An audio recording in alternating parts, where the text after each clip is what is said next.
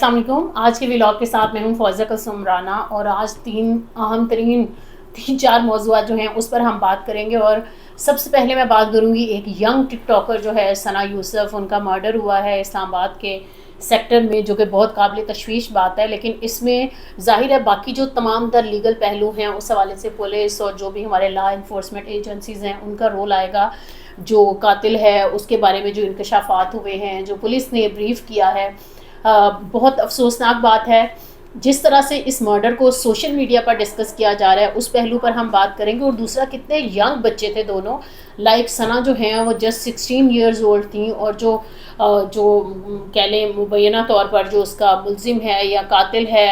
उसका जो आ रहा है कि वो 17 ईयर्स ओल्ड है। पहली बात यह है कि हमारे यहाँ इंटरनेट है, डिजिटल ऐप्स हैं, ज़ाहिर है दुनिया जिस तरह से तरक्की कर रही है हमने भी करनी है, इन चीज़ों के हवाले से अवेयरनेस होनी चाहिए। लेकिन डिजिटल जो लिटरेसी है वो कितनी ज़रूरी है कि बच्चे चाहे प्रैंक कर रहे हैं या फिर डिजिटल मीडिया की जो दीगर सोशल मीडिया की ऐप्स हैं वो यूज़ कर रहे हैं, चाहे वो टिकटॉक कर रहे हैं, तो उसकी एक लिटरेसी होनी कितनी ज़रूरी है। और अगर मीडिया लिटरेसी के बगैर हम उनको इस्तेमाल कर रहे हैं, चाहे वो यंग लॉट है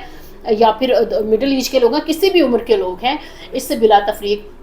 तो पहली बात यह है कि क्या हमारे सिलेबस को अमेंड नहीं होना चाहिए, उसमें टिकटॉक्स और ये सारी जो लिटरेसी है ये देने की ज़रूरत नहीं है। हमें अपने फौरी तौर पर सिलेबस को अमेंड करना चाहिए, क्योंकि जिस तरह से बग़ैर अवेयरनेस के बच्चे और बच्चियाँ ये ऐप्स यूज़ कर रहे हैं, सोशल मीडिया यूज़ कर रहे हैं, तो ये एक जहर की तरह फैल तो रहा है। इसके जो नेगेटिव असरात हैं मैं उनकी बात कर रही हूँ, वो जहर की तरह फैल रहा है। क्योंकि अगर कोई लड़की जो है वो टिकटॉक करती है या फिर अपना सोशल मीडिया अकाउंट्स बनाती है तो उसको बहुत सारी स्टीरियोटाइपिंग का सामना करना पड़ता है। अनफॉर्चुनेटली कहूँगी कि सना यूसुफ के मर्डर पर जिस तरह उनकी पिक्चर्स को शेयर किया जा रहा है और बड़े जो बहुत सारे लोग शायद समझदार भी कहलाते हैं वो भी उनकी वो जो पोस्टमार्टम के बाद से या हॉस्पिटल की तस्वीर है वो वाइट पट्टी जो बंधी हुई है और कह रहे हैं जी आखिरी दीदार है सना यूसुफ का, आप ये कर लें। उनको ये किसने राइट दिया है कि अगर किसी का मर्डर हो गया या कोई जान की बाजी हार गया है तो आप उनकी तस्वीरें कफन में या पोस्टमार्टम की या हस्पताल की उनकी मैयत की तस्वीरें आप शेयर करेंगे अपने सोशल मीडिया पर। और ये जो है ना कि व्यूज़ लेना, रेटिंग और ये सारी चीज़ें,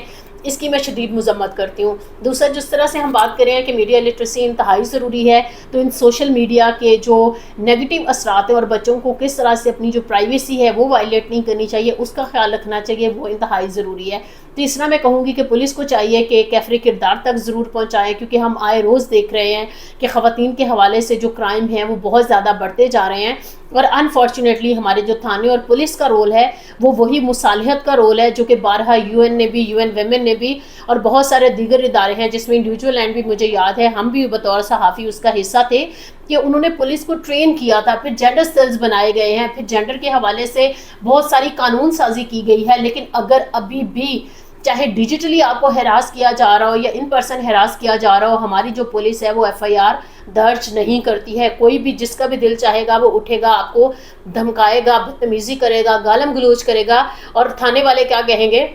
आप इसे माफ़ कर दें, आप इससे सुलह कर लें और चाहे वो बंदा जो है किसी और मुल्क में ट्रैवल करके चला जाए। तो ये जो पहलू हैं हमारे कानून नाफिज करने वाले इदारों के, इन पर भी मज़ीद काम करने की ज़रूरत है। इंटीरियर मिनिस्ट्री ज़ाहिर है पुलिस उसके अंडर आती है, तो उनको चाहिए कि थाने का जो रोल है वो एक सालिस का रोल नहीं होना चाहिए, बल्कि उनको चाहिए कि जो इम्प्लीमेंट करना है प्रॉपर लॉ को वो उसको इम्प्लीमेंट करें।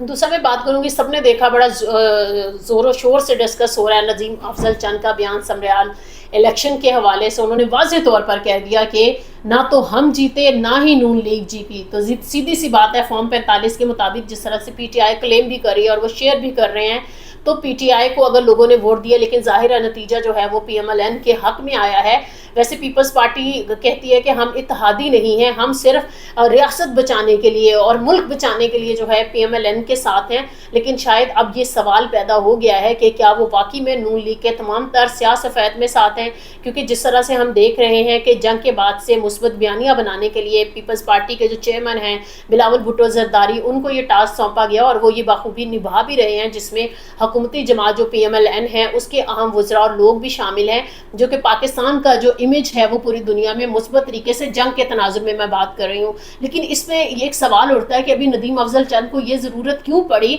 कि उन्होंने प्रेस कॉन्फ्रेंस करके कहा कि हम भी नहीं जीते, नून लीग भी नहीं जीती, जीता तो कोई और है। जब हम कैंपेन करने जाते थे, वोट मांगने जाते थे, आप सारों ने वो सुन लिया, सबको रट गया वो बयान تو اس بیان کی اہمیت کو دیکھتے ہوئے پہلی بات تو یہ ہے کہ ندیم افضل چند کو جس طرح سے ذمہ داری سونپی گئی ہے، میں اس کو وہ اپریشیٹ کروں گی کہ ایک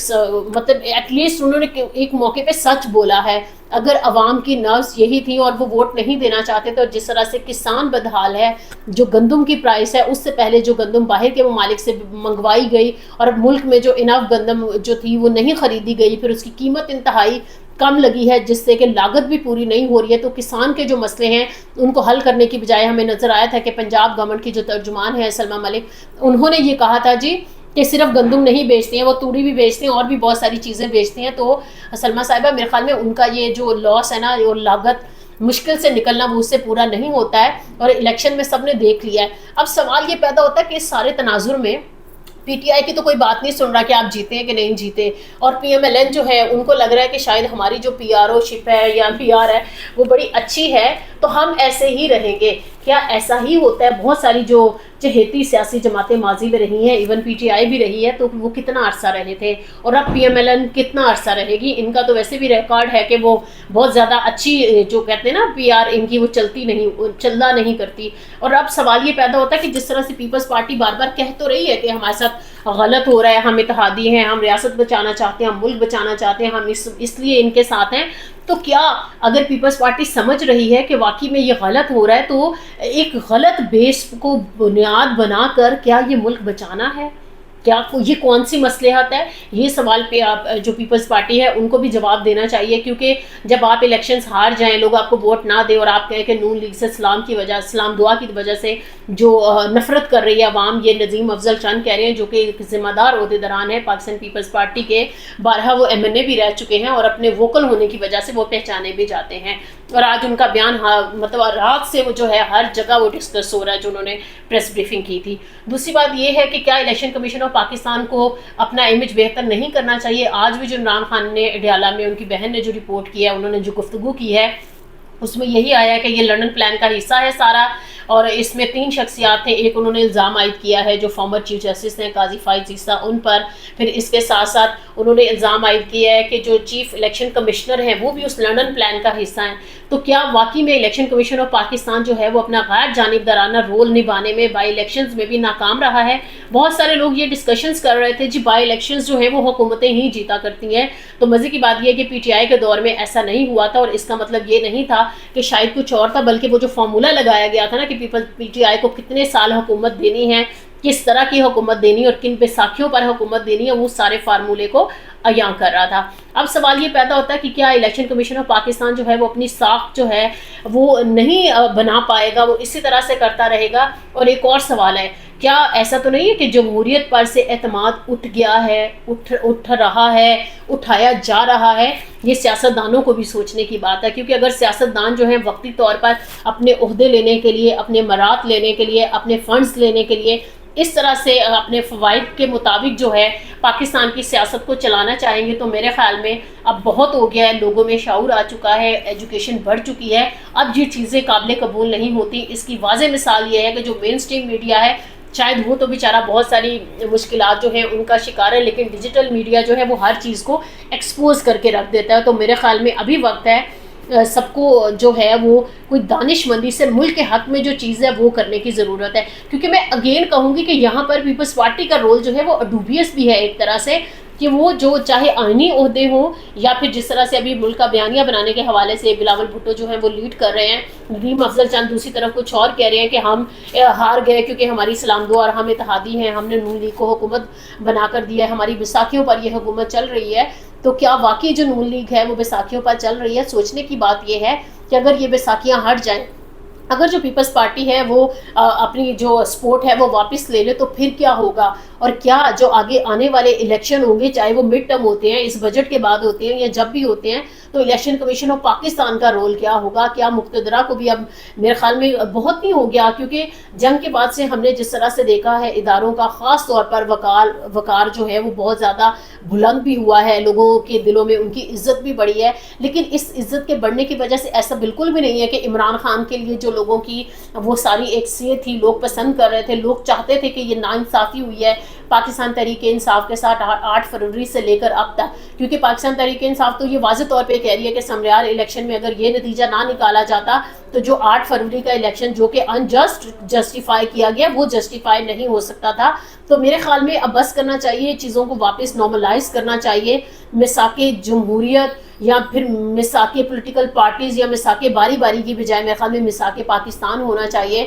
اور اس میں تمام تر سٹیک ہولڈرز کو شامل ہونا چاہیے، بجائے یہ کہ کوئی اکٹھ کر کے یہ کہا جائے کہ عمران خان کو بھول جائیں. یا کیونکہ دیکھیں شاید بہت سارے ادارے یا بہت سارے لوگ جو ہیں وہ تو ناانصافی کر دیں گے. 26ویں آئینی ترمیم کے بعد سے ہم دیکھ رہے ہیں کہ جس طرح سے عدالتیں رول پلے کری اور عوام کس طرح سے انہیں کرٹیسائز کرتے ہیں، لیکن ایک کرٹک کے طور پر، کیونکہ کرٹک جو ہوا کرتے ہیں وہ دوسرا وہ والا پہلو دکھایا کرتے ہیں جو شاید بادشاہ سلامت کو یا حکمرانوں کو نظر نہیں آیا کرتا ہے، اور اس کو دیکھنا بہت ضروری ہوتا ہے. کیونکہ دیکھیں ایبسولوٹ پاور جو ہے وہ کہیں بھی نہیں چلتی ہے، کہیں نہ کہیں اس پر تنقید یا اس کا دوسرا پہلو جو ہے وہ ضرور سامنے آتا ہے. ایسا کبھی بھی نہیں ہوتا کہ اگر آپ کو بہت زیادہ عروج ہے تو ہمیشہ وہ عروج رہے گا. ہر عروج کو ایک زوال ہے، لیکن دانش مندی یہ ہوا کرتی ہے کہ آپ اپنے عروج پر ایسے بہترین فیصلے کریں جو کہ سوسائٹی کے لیے اور ملک کے لیے بہتر ہے. تو میرے خیال میں تمام تر سیاسی جماعتوں کو اور تمام تر سٹیک ہولڈرز کو اپنی ایگوز جو ہیں وہ چھوڑ کر اس وقت پاکستان کے لیے ایک میثاق کی ضرورت ہے، اور میثاق پاکستان کر لینا چاہیے. اس میں تمام تر جو معتبر شخصیات ہیں ان کو رول پلے کرنا چاہیے. مقتدرہ کو بھی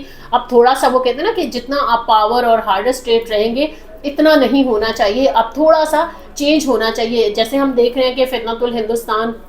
جو ہے اور دیگر تنظیمیں اور ہندوستان جس طرح سے انسٹیبل کرنے کی مسلسل کوششیں کر رہا ہے، بلوچستان میں جو ساری صورتحال بنی ہوئی ہے اس کو بھی مد نظر رکھنا چاہیے. آج وزیر اعظم نے جو خیبر پختونخوا میں جرگہ کے عمائدین سے جو بات چیت کی ہے، خیبر پختونخوا کے جو خاص طور پر باسی ہیں ان کا جو کردار ہے اس کو انہوں نے سراہا ہے، لیکن اس کو سراہنے کے ساتھ ساتھ اگر ڈیو پولیٹیکل شیئر جو ہے تمام تر صوبوں کو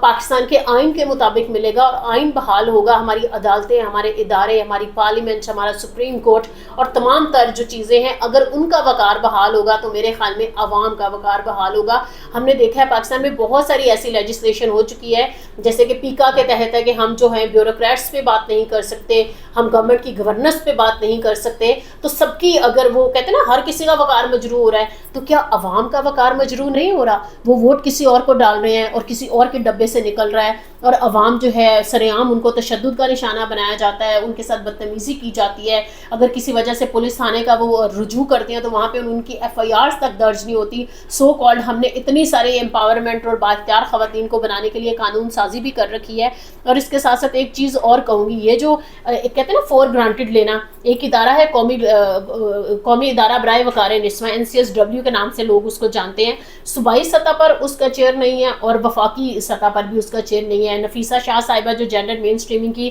پارلیمانی کمیٹی کو لیڈ کرتی ہیں، انہوں نے بڑے کنسرنز شو کیے ہیں اور انہوں نے خصوصی طور پر کہا ہے کہ فوری طور پر امیڈیٹلی، کیونکہ ان کا نفیسہ شاہ کا یہ کہنا ہے کہ کیبنٹ جو ہے وہ اپنے تمام تر معاملات پر تو ہنگامی بنیادوں پر جو ہے وہ جلدی سے اپروولز بھی کر لیتے ہیں اور ہر چیز ہو جاتی ہے. تو NCSW کی چیئر کیوں نہیں تعینات کی جا رہی، صوبوں میں کیوں نہیں جو ہیڈز ہیں وہ لگائے جا رہے؟ کیونکہ اس سے آپ دیکھیں جو ہم بات کر رہے تھے شروع میں بھی کہ بڑھتے ہوئے تشدد کے واقعات اور عورتوں کا جو ادارہ ہے، ظاہر ہے وہ عورتوں کا تشخص اور وقار بہتر کرنے کے لیے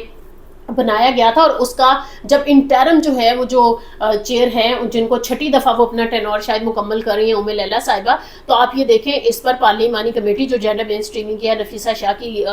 زیر صدارت، وہ بھی کنسرنس شو کر رہی ہے. تو گورنمنٹ کی پرائرٹیز میں کیوں نہیں ہے یہ بات؟ نفیسہ شاہ نے کہا کہ جس طرح سے یہ خبریں سامنے آ رہی ہیں کہ شاید بجٹ میں خواتین کو بااختیار بنانے کے حوالے سے شاید جو ایلوکیشنز ہیں وہ پہلے سے بھی کم ہو جائیں گی. تو اس سے اندازہ لگائیے کہ ماں، بچہ، عورتیں اور ان گورنمنٹ کی ترجیحات میں کیوں نہیں ہیں. ان کو ضرور شامل کرنا چاہیے اور بجٹ میں ہم ایسی سفارشات کے منتظر ہیں کہ ایسی چیزیں سامنے آئیں گی بجٹ میں جس سے عورتوں کی ترقی، ان کی خوشحالی جو ہے اور ان کی ترقی پر زیادہ پیسے جو ہیں وہ مختص کیے جائیں گے. کیونکہ اب وقت آ گیا ہے کہ اپنے سیاسی مفادات کو سائڈ پر رکھ کر جو عوام کی ترقی ہے اگر ہم نے اس پر توجہ نہیں دی، ان پر خرچ نہیں کیا، تو ہم آنے والے دنوں میں ایک تصادم کی طرف جائیں گے. چاہے ہم فریڈم آف اسمبلی نہیں کر سکتے، اس پہ قانون سازی کریں کر لیں، چاہے ہم پیکا بنا لیں کہ لوگوں کی زبانیں جو ہیں وہ بند کر دی جائیں گی، چاہے ہم گرفتاری کر لیں کہ ہم غزہ پہ جو لوگ ہیں وہ پروٹیسٹ نہیں کر سکتے ہیں، ان ساری چیزوں سے فرق نہیں پڑے گا. ہمیں اپنی سوسائٹی کو اپ لفٹ کرنا ہوگا، اور وہ میرے خیال میں جبری طور پر کٹ کر کے عمران خان کو مائنس کرنے کی باتوں سے یہ مسئلہ حل نہیں ہوگا، بلکہ عمران خان کو ایز پولیٹیکل سٹیک ہولڈر پلس کرنے سے مسئلہ حل ہوگا، اور تمام تر سیاسی جماعتوں کو، دیگر سٹیک ہولڈرز کو فوری طور پر اس حوالے سے اقدامات کرنے چاہیے. کیونکہ ہم دیکھ رہے ہیں جس طرح سے بہت سارے ایسے جو پرو گورنمنٹ لوگ ہیں وہ بار بار کہہ رہے ہیں، اور گورنمنٹ کے لوگوں سے تو شاید نہیں لیکن کہلوایا جا رہا ہے انفلوئنسر سے، کہ عید سے پہلے جو بات ہو رہی تھی عمران خان کی رہائی کی وہ ٹل گئی ہے، ایسا نہیں ہوگا. تو اگین میں کہوں گی کہ ایبسلوٹ پاور یا جو عروج ہے وہ ہمیشہ نہیں ہوا کرتا، اور بہتر یہی ہے کہ پاکستان ہمیشہ زندہ باد اور پاکستان کا عروج ہمیشہ رہے. اسی حوالے سے ہمیں فوری طور پر پولیٹیکل ریکنسیلیشن کی طرف جانا ہوگا. آج کے لیے اتنا ہی. فردر اپڈیٹس کے لیے مائنس نیوز کو فالو کرتے رہیے.